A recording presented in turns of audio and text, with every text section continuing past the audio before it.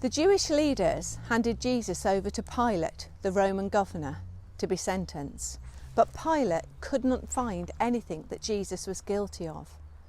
The crowd turned against Jesus and shouted, "Crucify him! Crucify him!" Finally, Pilate gave in and handed Jesus over to the soldiers who led him away. They put a purple robe around his shoulders and a crown of thorns on his head. And Jesus was made to carry his heavy cross to the hill outside the city walls, called the Place of the Skull. Let's go together to Golgotha now.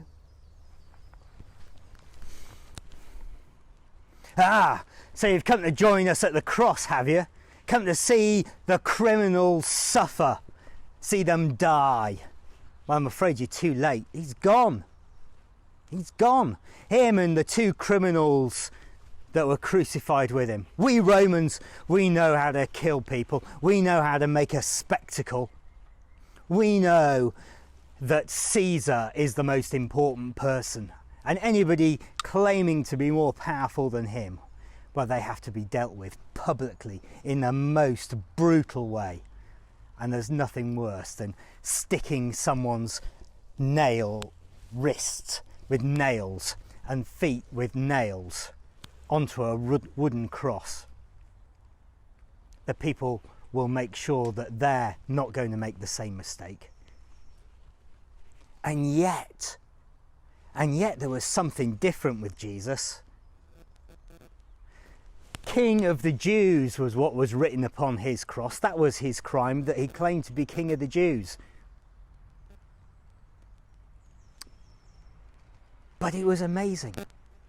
Most people will shout and scream as nails are driven into their hands, but Jesus, he prayed and asked God to forgive the soldiers who were hammering the nails in.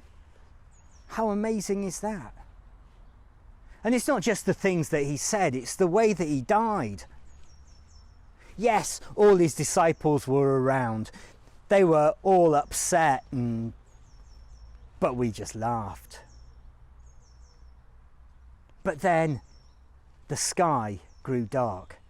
Things were different. And the way he cried out and the way that he died, it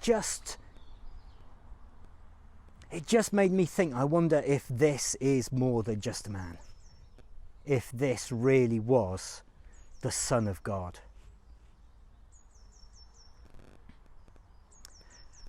What an experience it was.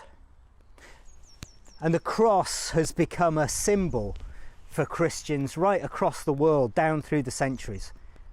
An instrument of torture, an instrument of pain, but also a symbol of hope.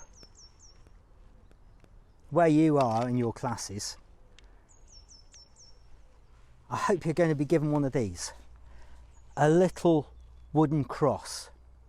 And it might be that there's someone that you know who is in pain, who is suffering. And maybe this can help remind you that there is hope. So let's take a moment now. Think about that person. Think about that situation.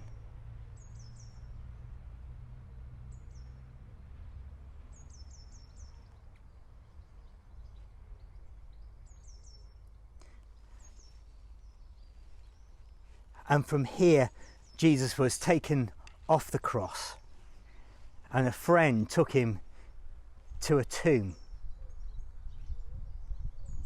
You may go there as the next part of your story.